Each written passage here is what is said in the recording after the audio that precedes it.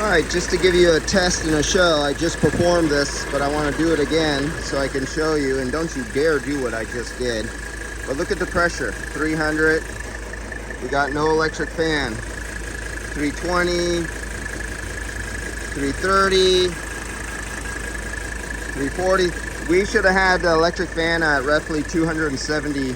So this electric fan is not working, and it's controlled off that thermal switch down there.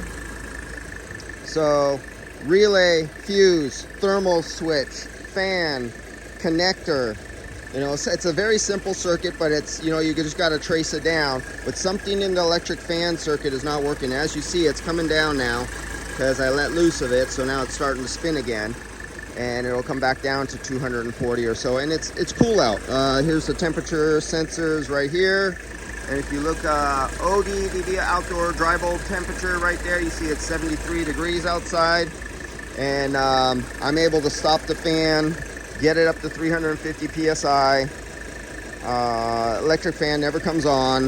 It spins nice and smooth, and it broke free the first time I touched it. Sometimes when you get a fan that hasn't worked for many years, you go to move it and it's just frozen solid until you finally crack it loose and break it, and then it'll spin.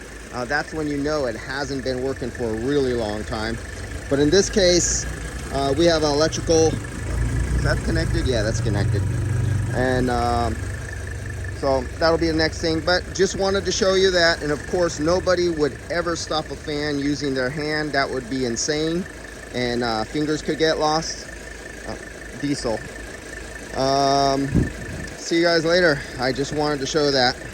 No electric fan. And if this goes, this will work fine in winter time, but when summer rolls are down again next year, because we're into November right now, summer rolls around, we hit 80, 90, 100 degrees, there's no way that just that old fan is going to compensate for the loss of airflow over the condenser when the fan is not working optimal, as when it's times when outside ambient temperatures are really hot. All right, guys, I'll see you later.